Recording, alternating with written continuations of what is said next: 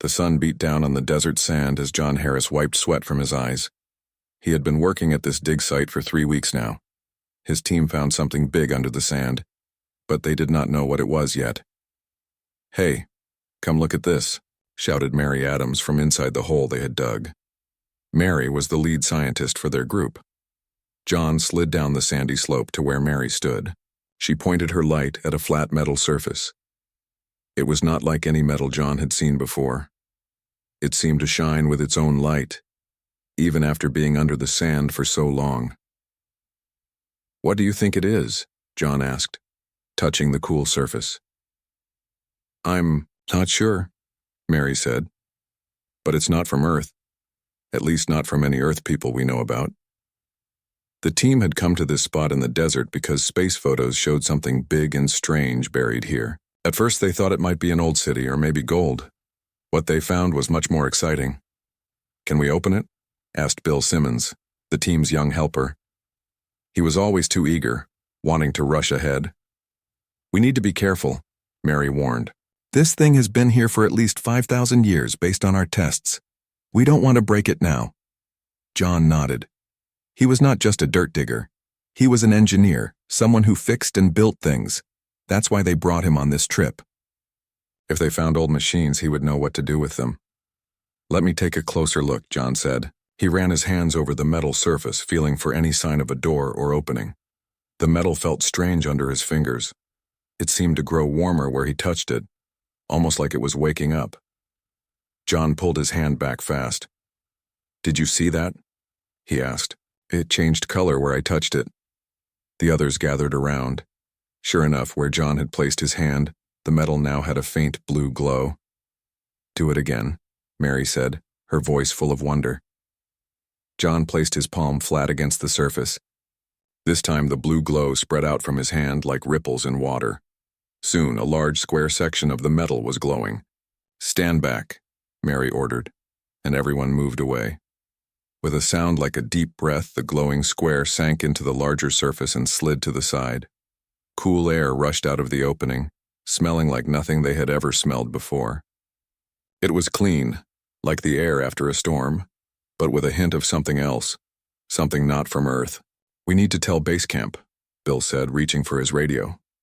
"Wait," John said, holding up his hand. "Let's see what's inside first." Mary looked at him with worry. "That's not the plan, John. We're supposed to report everything. Just a quick look," John said. 5 minutes, then we'll call it in." Mary thought for a moment, then nodded. 5 minutes. Not 1 second more. John switched on his headlamp and stepped through the opening. The others followed close behind. Inside, they found a long hallway made of the same strange metal. The walls were covered with markings that looked like writing, but not in any language they knew. Their light seemed weak in the vast space. The hallway stretched far ahead, curving gently to the right. "This is big," Bill whispered. "Much bigger than we thought." They walked slowly down the hallway, their footsteps making no sound on the smooth floor. After about 100 steps, they came to another door. This one was round and had a wheel in the middle like doors on old ships. John studied the wheel. "I think this turns," he said, placing his hands on it. "Should we open it?" Mary asked, suddenly unsure. John looked at her and smiled. "That's why we're here, isn't it? To find what's hidden." He turned the wheel. It moved easily, as if it had been oiled just yesterday, not left unused for thousands of years. The door swung open without a sound. Beyond it lay a huge room filled with rows of strange machines. Panels with dark screens lined the walls. Tables held tools and devices none of them had ever seen before. At the far end stood what looked like chairs facing a giant window, though the window showed only the packed earth outside the buried structure. "This is..." Mary couldn't find the words. "A ship," John finished for her. "We're inside a ship. A spaceship." "That's not possible," Bill said, but his voice showed he believed it.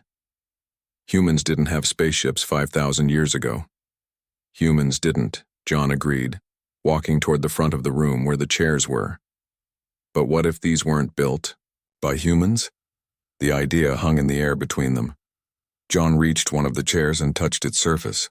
Like before, a blue glow spread from his fingers. Suddenly, lights began to turn on throughout the room. The dark screens on the walls flickered to life, showing strange symbols and pictures. "John, what did you do?" Mary asked, her voice shaking. "I think I woke it up," John said quietly, watching as more and more systems came online. He felt drawn to a panel near the chair, a panel covered with what looked like buttons and switches. Without really knowing why, he pressed his hand against it. The whole ship seemed to take a breath. A low hum filled the air, growing stronger by the second. The floor under their feet vibrated gently. "We need to get out of here," Bill said, already backing toward the door. "We need to tell the others." "No," John said, his eyes fixed on the screens, which now showed what looked like maps and charts. "I can figure this out. I can make it work." Again. "John, that's crazy," Mary said. "This thing is 5,000 years old. It's from another world. You can't just fix it like it's a broken car." But John wasn't listening. His mind was racing, making connections, seeing patterns in the control panels. It was like the ship was speaking to him without words. "I'll have it running before lunch," he said, rolling up his sleeves. Mary and Bill looked at each other, worried, but they knew that look in John's eyes. He wouldn't leave now. And truth be told, they didn't want to either. They had just made the biggest find in human history, something not made by human hands, something that came from the stars. And it was waking up. Mary and Bill watched as John moved from one control panel to another. His hand seemed to know where to go without thinking. Each time he touched something, more lights came on in the ship. "We really should tell the others," Mary said again, but she made no move to leave. She was too amazed by what was happening. "5 more minutes," John said, not looking up from his work. "I'm starting to understand how this thing works." Bill walked around the room, careful not to touch anything. "How can you understand it? It's alien technology. It's not like fixing a car." John smiled. "That's where you're wrong. Some things are the same no matter who builds them. This ship needs power. It needs fuel. It needs air and heat. The ways to make those things work don't change, even across the stars." As if to prove his point, John pressed a series of buttons, and a loud hum filled the room. The floor stopped shaking, and instead became very still. "What did you do?" Mary asked. "I think I turned on the main power," John said. "The ship was running on some kind of backup system, like a car running on its battery. I just turned on the engine." More screens lit up around the room. Some showed what looked like maps of stars. Others showed rows of strange writing. One large screen at the front of the room cleared to show what looked like a view outside the ship, but it couldn't be real. It showed empty space and distant stars. "Is that a window or a TV?" Bill asked, pointing at the screen. "Neither," John said. "I think it's showing a recording of the last place the ship was before it landed here." Mary stepped closer to the screen. "So this ship really did come from space? From another world?" John nodded. "And the people who built it were not so different from us? Look at these chairs." He sat down in one of the seats near the front controls. "They fit a human body pretty well."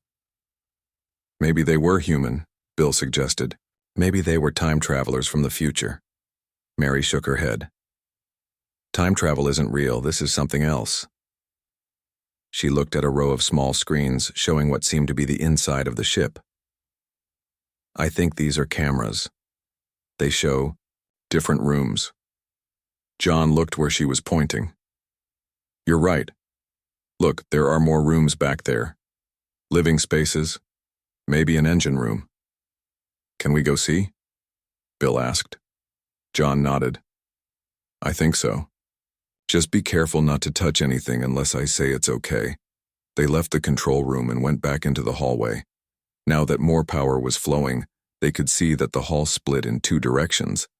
"Which way?" Mary asked. John pointed. "Right. Let's try this way first. I think the engine room might be down there." They walked for a minute before coming to another door. This one opened as they got close, sliding into the wall without a sound. Beyond it was a room filled with huge machines. Pipes and tubes ran along the walls and ceiling, connecting to tanks and boxes of different sizes. "This is it," John said. his voice full of wonder. The engine room. He walked to what seemed to be the main control panel. Like before, it lit up when he touched it. Screens showed diagrams of the ship's systems. Some parts glowed red while others were green or yellow. "I think red means broken," John said. "This ship crashed. It's been damaged." "For 5,000 years, Mary reminded him. "I doubt you can fix it." John studied the screens. "Maybe not everything, but some of these systems look like they're still working, just shut down. If I can figure out how to restart them." Bill wandered to the far side of the room where a large glass case stood against the wall. Inside was a glowing blue crystal about the size of a football. "Guys, look at this," he called. John and Mary joined him. The crystal pulsed with light, like a heartbeat. "What is it?" Mary asked. "I think it's their power source," John said. "Like a battery, but much more powerful. And look, it's still working after all this time." "That's impossible," Mary said. "No power source lasts that long." "Ours don't," John agreed. "But whoever built this ship was far ahead of us." John went back to the main controls and began pressing buttons. The red areas on the screen started to change to yellow, then green. The hum in the room grew louder. "What are you doing?" Mary asked, worried. "Rerouting power," John explained. "Bypassing the damaged systems and sending power to the ones that still work." A sudden bang made them all jump. One of the pipes on the wall had burst, letting out a cloud of steam. "I think you broke something," Bill said, backing away. "No, it's fixing itself," John said, pointing. The steam was being sucked back into the pipe, and the metal was closing up like a healing wound. "That's not possible," Mary whispered. "It's fixing itself," John repeated. "The ship has some kind of self-repair system. I just needed to give it power." They watched as more broken parts began to heal themselves. Lights that had been dark for thousands of years came back on. The whole ship seemed to be waking up, like a sleeping giant. "We should go back to the control room," John said. "I want to see what else I can turn on."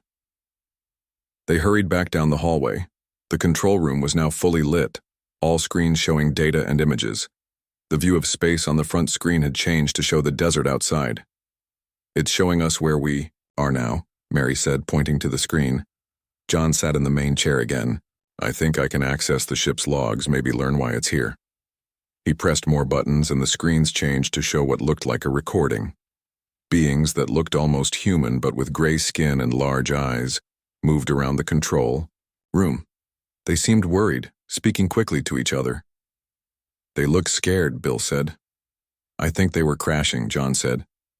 "Look at how the ship is shaking in the video." The recording showed the ship hitting the ground hard, the beings thrown from their seats. Then it ended. "They crashed here 5,000 years ago," Mary said.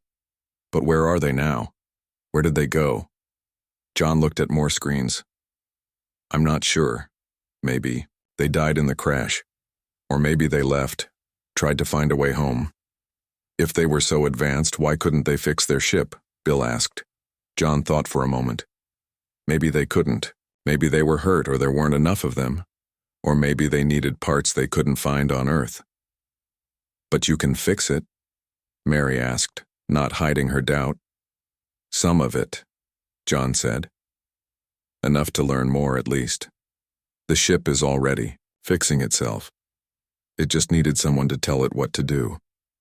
The ship shuddered suddenly, and a new sound filled the air, like a giant machine starting up. "What did you do now?" Mary asked, grabbing onto a chair for balance. John looked at the controls, confused. "Nothing. It's doing this on its own." The front screen changed again, showing a view of the sky above them. A countdown appeared in the corner, numbers ticking down. "John," Mary said, her voice shaking. "Is the ship trying to take off?" John jumped back to the control panel, his fingers moving fast over the strange buttons. No, it's not supposed to do that yet." "Make it stop," Bill shouted, his face white with fear. "We're still under the sand. If it tries to fly, we'll be crushed." Mary grabbed her radio. "I'm calling base camp. They need to get everyone away from here." The ship shook harder. Dust fell from the ceiling as the engines grew louder. "Wait," John said, studying the screen closely. It's not taking off, it's digging itself out. They watched the front screen as sand began to slide away from the ship. The ground above them was moving, splitting open like a giant mouth. The ship is freeing itself, John said. It must have been waiting all this time for someone to come and fix it. But why now, Mary asked. Why not 100 years ago or 1,000? John shook his head. Maybe no one found it before. Or maybe no one touched the right controls. The ship stopped shaking. On the screen, they could see blue sky. The ship had dug a huge hole to the surface, pushing away thousands of tons of sand. Is it going to fly now? Bill asked. I don't think so, John said. Not yet. Look at these red lights. It still has damaged parts. It's just making a way out. Mary's radio crackled. A panicked voice came through. Mary, what's happening? There's some kind of metal structure rising from the dig site. Where are you? Mary looked at John, unsure what to say. Tell them we're fine, John said. Tell them we found something big. Mary spoke into her radio. This is Mary, we're okay. We're inside the structure. It's a ship. An old ship, not from Earth. John got some of it working again. The radio was silent for a long moment, then, a ship? You mean like a spaceship? Are you serious? Yes, Mary said. And it's amazing. We need more people down here, experts. This changes everything we know about history. Stay where you are, the voice said. Don't touch anything else. The boss is calling the government right now. Mary put down her radio and looked at John, who was still working at the controls. John, we need to wait for experts. This is too big for just us. John didn't look up. They'll take it away. They'll lock it down and study it for years. I can learn more in a few hours than they'll figure out in a decade. Bill looked nervous. Maybe Mary's right. We should wait. John finally looked up at them. His eyes were bright with excitement. Don't you see what this means? This proves we're not alone in the universe. And whoever built this ship was here, on Earth, 5,000 years ago. They might have talked to early humans, taught them things. All those old stories about gods coming from the sky. They might be true. Mary thought about this. It would explain a lot of mysteries. How the pyramids were built. The drawings of strange beings on cave walls. Exactly, John said. And this ship is our chance to learn the truth. A new sound filled the ship. It was like a voice, but not human. It rose and fell in a strange pattern. What is that? Bill asked, looking around for the source. I think it's the ship's computer, John said. It might be trying to talk to us. The sound continued, changing in pitch and speed. Then the screens filled with new images. They showed Earth, then the Moon, then Mars and the other planets. It's showing us our solar system, Mary said. The images zoomed out further, showing stars and galaxies. Then one star grew larger on the screen with several planets around it. I think it's showing us where it came from, John said. It's home. The strange voice spoke again, and words appeared on the screen in the alien language. Can you read that? Bill asked. John shook his head. No, but I bet the ship can teach us. It's trying to communicate. More people from the base camp were now, at the edge of the huge hole, looking down at the ship with wonder. Some had cameras and were taking pictures. We need to show them it's safe, Mary said. We should go out and talk to them. John nodded reluctantly. Okay, but I'm coming right back. There's so much more to learn. They found their way back to the entrance of the ship. The door was still open, but now it led to a ramp that extended down to the desert floor. The ship had risen about 50 feet out of the ground, with much of it still buried. As they walked down the ramp, their team members stared in shock. Is that really a spaceship? Someone asked. Yes, Mary said. A very old one. It crashed here 5,000 years ago. And you got it working? Another person asked, looking at John. John smiled. Some of it. It still needs a lot of repairs. A tall man pushed through the crowd. It was Sam Wilson, the leader of their expedition. His face was red with anger and worry. What were you thinking? He demanded. You found something like this and didn't report it right away? You could have been killed. I'm sorry, Mary said. It all happened so fast. The ship started turning on as soon as we found it. Sam looked up at the massive ship. The government is sending people, military, scientists. They'll be here soon. John frowned. We found it. We should be the ones to study it. This is bigger than us, Sam said. It's bigger than anything. If this is real, if this is truly a ship from another world. It is, John said firmly. I've seen the recordings of the beings who flew it. They looked almost like humans, but different. Gray, skin, big eyes. People in the crowd gasped and whispered to each other. Aliens, someone said, real aliens. They were here 5,000 years ago, John continued. They might have helped build the pyramids, taught early humans all kinds of things. Or maybe they were doing experiments on us, Bill added, his imagination running wild. Maybe they're still watching us. That made the crowd even more excited and scared. Enough, Sam said. No one goes back in that ship until the experts arrive. That's an order. John looked back at the ship, then at Sam. Fine, but I'm going to tell them everything I learned, everything I saw. The strange voice from the ship suddenly boomed out, now loud enough to hear outside. Everyone jumped in surprise. What is that? Sam asked, stepping back. The ship's computer, John explained. It's trying to talk to us. I think it wants to teach us its language. The voice spoke again, and this time, they could almost make out words as if it was learning English just by listening to them. John, the voice said, the sound strange but clear. John, come. Back. Everyone stared at John in shock. It knows. Your name, Mary whispered. John looked at the ship, then at the scared faces around him. He knew what he had to do. I need to go back in, he said. It's calling for me. Sam grabbed his arm. Absolutely not, it's too dangerous. It's not dangerous, John insisted. It needs help. It's been waiting for 5,000 years. I can't leave it now.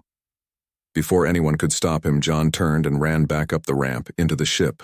The door closed behind him with a soft hiss.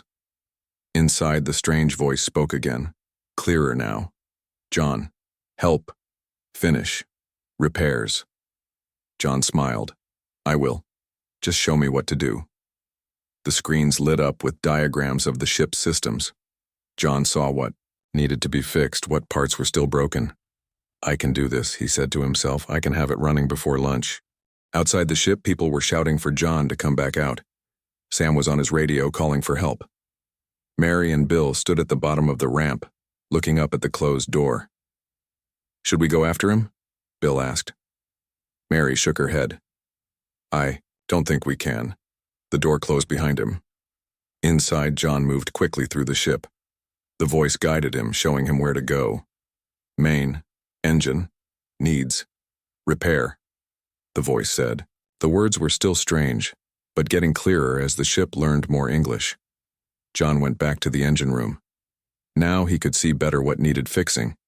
Parts of the engine were dark, while others glowed with power. Show me what to do, John said to the ship. On a screen, a diagram appeared. It showed how to connect parts that had been broken in the crash. John studied it carefully, then began to work. The ship had tools that seemed to know what John wanted. When he reached for something to cut a wire, a tool floated into his hand.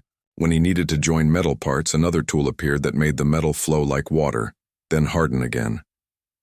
This is amazing, John said as he worked. Who built you?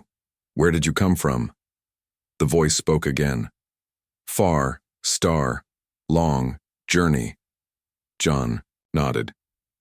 You came from another star system, a long way from Earth, but why? Why did you come here? Study. Humans. Learn. John stopped working for a moment. You came to study us? Like scientists studying animals? Not animals, friends. Teach. That made John feel better. So you came to teach early humans? To help them? Yes. Build, learn, grow. Outside, more people had arrived. Mary could see trucks and cars racing across. the desert toward them. Men in military uniforms were getting out, setting up a perimeter around the ship. An older man in a suit came up to Mary and Bill. "I'm Dr. Frank Lewis from the Science Ministry. Where is the person who activated the ship?" "Inside," Mary said. "His name is John Harris. He's an engineer. The ship seems to be talking to him." Dr. Lewis looked surprised. "Talking? How?" "It started making sounds, then it began saying words," Bill explained. "It called him by name. It wanted him to come back and fix it." Dr. Lewis turned to one of the military men. "We need to establish communication with Mr. Harris. Do we have any way to contact him inside the vessel?" "No, sir," the soldier replied. "We don't even know what that thing is made of.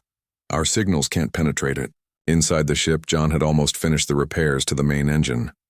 The red lights on the screen were turning green one by one. "Nearly done," he said. "What happens when the engine is fixed? Will you leave Earth?"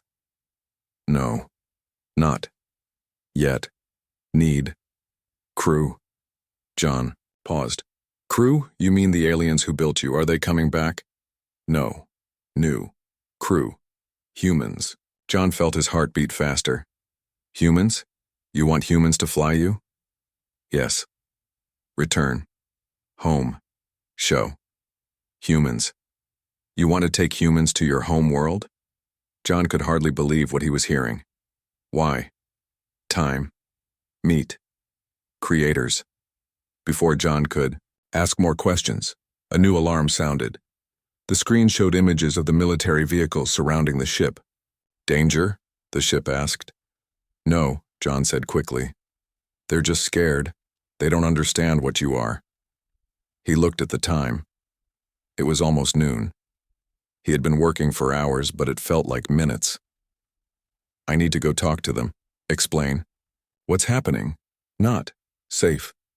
"They won't hurt me," John said. "They're my people."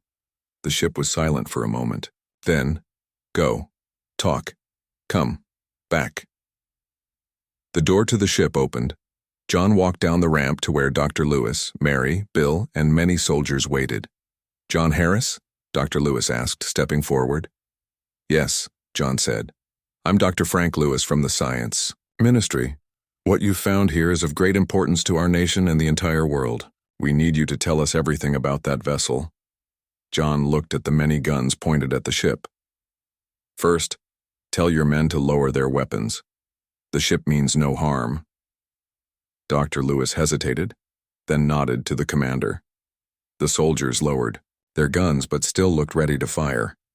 "Now," Dr. Lewis said, "please explain what you've learned." John told them about the ship, how it had crashed 5,000 years ago, how it had been waiting for someone to repair it. "The beings who built it came to Earth to study humans," he explained. "They wanted to teach early humans, help them advance." "And where are these beings now?" Dr. Lewis asked. "Gone. They left after the crash, maybe in a smaller ship. But this ship has been waiting for them to return or for humans to find it." Mary stepped forward. "It talks to him. It knows his name." Dr. Lewis looked skeptical. "The ship speaks English?" "It's learning," John said. "It learns very fast." "And what does it want?" Dr. Lewis asked. John took a deep breath. "It wants to take humans to its home world, to meet the beings who built it." This caused a stir among the soldiers and scientists. "That's impossible," Dr. Lewis said. "We can't allow that." "Why not?" John asked. "Think of what we could learn." "It's too dangerous," Dr. Lewis replied. "We don't know anything about these aliens or their intentions." The ship's voice suddenly boomed out, making everyone jump. "Not dangerous. Friends." Dr. Lewis stared up at the ship in shock. "It can hear us?" "Yes," John said, "and it understands more than it can say." "We need to study this vessel," Dr. Lewis said, "under controlled conditions, in a secure facility." John shook his head. "You can't move it. It's too big, too powerful, and it won't let you." As if to prove his point, a soft blue shield of light appeared around the ship. A soldier fired his gun, but the bullet stopped in the shield and fell to the ground. See? John said. It can protect itself. Dr. Lewis looked worried now. What does it really want, Mr. Harris? Why is it here?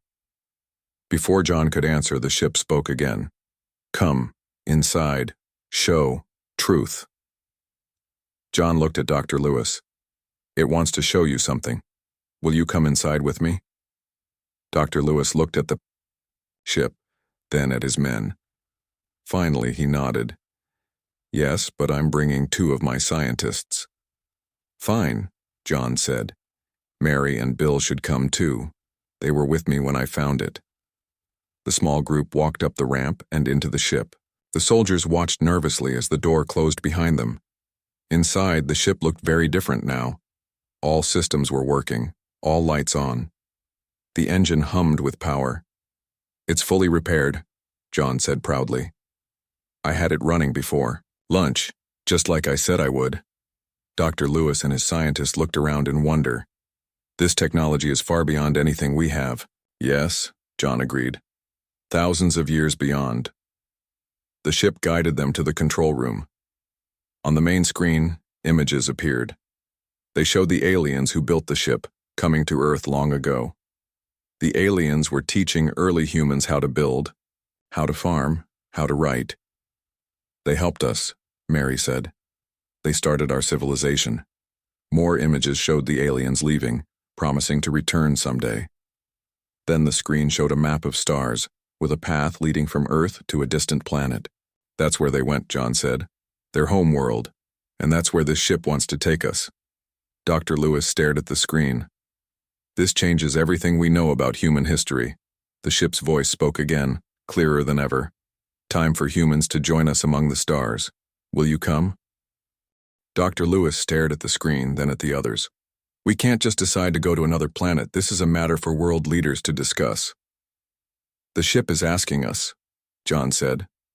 Not our leaders. Why us? Mary asked. Why not wait for experts? The ship answered. John, fixed. Ship shows understanding. Bill looked at John with new respect. It trusts you because you understood how to fix it. John nodded. The aliens who built this ship value knowledge and skill, not power or position. They want people who can understand their technology. Dr. Lewis frowned. How long would this journey take? Years? Decades? No, John said, looking at the ship's displays. The ship doesn't travel like our rockets. It can bend space somehow. The journey would take weeks, not years. Impossible, one of the scientists said. Look around you, John replied. All of this was impossible this morning. Outside, more military forces had arrived. Helicopters circled overhead. Soldiers set up large guns pointed at the ship. The ship showed this on its screens. Danger, must, decide, soon. They're afraid, Mary said. They think you might attack. No, attack, only protect. Dr. Lewis looked torn. I need to tell them what we've learned. Maybe I can calm things down. John checked the time. It was just past noon. You should go, but I'm staying. What? Dr. Lewis said, surprised. I'm going with the ship, John said firmly. I want to see where these beings came from. I want to meet them. You can't be serious, Dr. Lewis said. This is madness. No, Mary said suddenly. It's not madness. It's the greatest opportunity in human history. She took a deep breath. I'm staying too. Me too, Bill added quickly. Dr. Lewis looked at them like they were crazy. You would leave Earth? Everything and everyone you know? For what? For knowledge, John said. Isn't that why we became scientists and engineers? To learn? To discover? The ship spoke again. Others can follow later. First group, important. See? John said. This is just the beginning. Others can come later after we've made contact. Dr. Lewis was silent for a long moment. Then he nodded slowly. I will tell them your decision, and I will try to make them understand this is not a threat. Thank you, John said. Dr. Lewis and his scientists left the ship. The door closed behind them. On the screens, they could see Dr. Lewis talking to the military commanders, pointing back at the ship. Do you think they'll try to stop us? Bill asked. They can't, John said. The ship's shields are too strong, and we need to leave soon before they try something stupid. Mary looked worried. What should we bring with us? We don't have anything packed. The ship answered her question. All needs provided. Bring knowledge only. The ship will take care of our needs, John explained. Food, water, everything. Mary still looked unsure. What if the aliens aren't friendly? What if the ship is wrong about them? I trust the ship, John said. It could have harmed us already if it wanted to. It's been here 5,000 years waiting to help us. Outside, they could see Dr. Lewis walking back toward the ship. He was alone. He's coming back, Bill said. The door opened to let Dr. Lewis in. His face was grim. They are preparing to attack the ship, he said. They won't listen to me, they're afraid. Then we need to leave now, John said. I know, Dr. Lewis replied. That's why I came back. He took a deep breath. I'm coming with you. John smiled. Really? Yes, I told them I was going to try one more time to get you out. Instead, I'm joining you. Someone needs to document this journey properly. On the screens, they could see soldiers moving closer, carrying heavy weapons. Ship, John said. We need to leave now. The four of us are ready. Prepare. 4. Journey. The ship's engines grew louder. The whole vessel shook slightly. The shields around it glowed brighter. Outside, people ran away as the ground shook. The military commanders shouted orders. Some soldiers fired their guns, but the bullets just stopped in the shield. Sit, the ship instructed. They each found a seat and strapped in. The ship began to rise from the ground slowly at first, then faster. Sand and dust swirled around it as it climbed into the sky.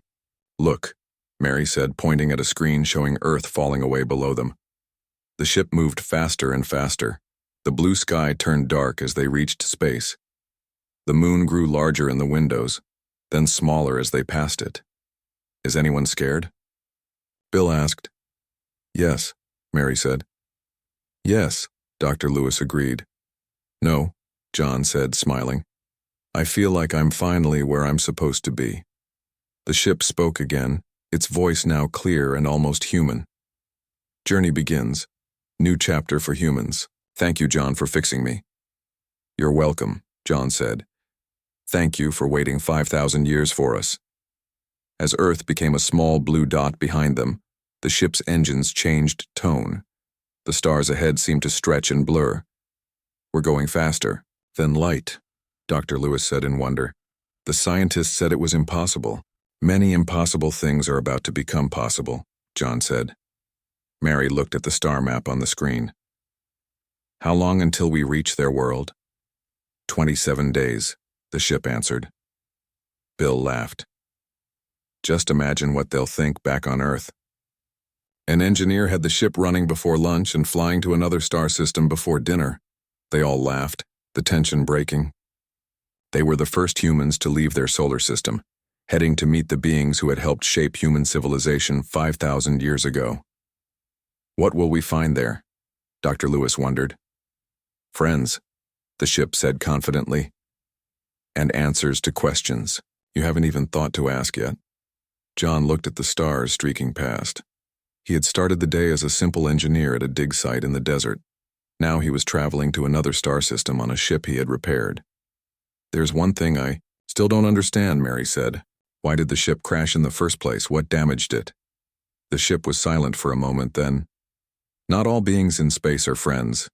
Some feared what humans might become if we helped them. They attacked us. But we escaped. There are other aliens out there? Dangerous ones? Bill asked, suddenly afraid again. Yes, but we are ready now. Humans and my makers together will be strong. John nodded. We'll face whatever comes together. As the ship sped through space faster than any human had traveled before, Earth continued to shrink behind them until it was just another star in the distance. Ahead lay a new world, new beings, and the answers to humanity's oldest questions. John had fixed the ship that morning just as he said he would. Now it was carrying them toward their destiny among the stars.